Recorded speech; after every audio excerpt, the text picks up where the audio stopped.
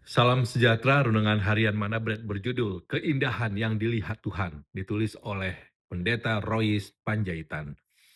Perhiasanmu janganlah cara lahiriah, tetapi perhiasanmu ialah manusia batinia yang tersembunyi dengan perhiasan yang tidak binasa, yang berasal dari roh yang lemah lembut dan tentram, yang sangat berharga di mata Allah.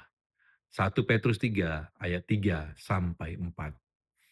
Dunia tempat kita hidup hari ini sangat sibuk membentuk citra luar. Kita diajarkan sejak dini bahwa penampilan menentukan nilai diri. Bagaimana kita berpakaian terlihat menarik dan dinilai orang lain. Tidak jarang seseorang merasa kurang percaya diri bukan karena hatinya yang kosong, tetapi karena merasa tidak memenuhi standar dunia. Namun, firman Tuhan dengan lembut mengoreksi arah pandangan kita. Rasul Petrus tidak melarang perawatan diri, tetapi mengingatkan bahwa keindahan sejati bukan dimulai dari luar, melainkan dari dalam. Tuhan tidak terpukau oleh yang berkilau, tetapi oleh hati yang lemah lembut dan tentram. Keindahan batiniah ini tidak bisa dibeli, tidak bisa dipamerkan, dan tidak bisa dipalsukan.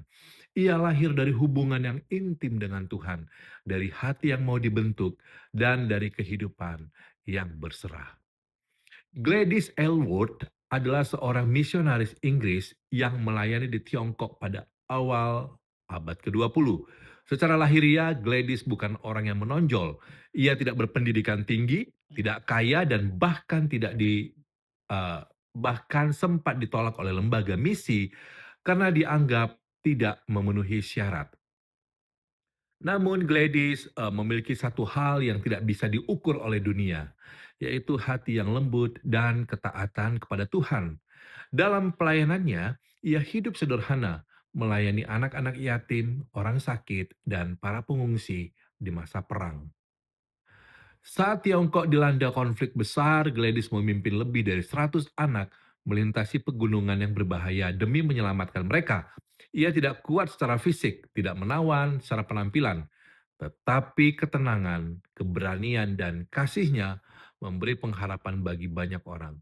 Orang-orang yang bertemu dengannya bersaksi bahwa mereka merasa damai hanya dengan berada di dekatnya. Bukan karena kata-kata indah atau pakaian rapi, tapi karena ada roh yang tentram yang memancar dari hidupnya. Hingga hari ini, namanya dikenang bukan karena wajahnya, melainkan karena keindahan karakter yang lahir dari iman.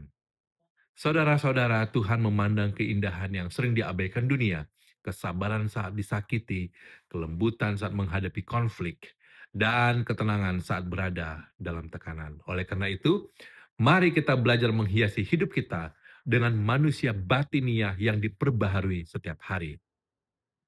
Karena pada akhirnya, ketika penampilan memudar dan pujian manusia berhenti, keindahan hati yang dibentuk Tuhan akan tetap tinggal dan sangat berharga di matanya. Terima kasih telah bergabung. Tuhan Yesus memberkati.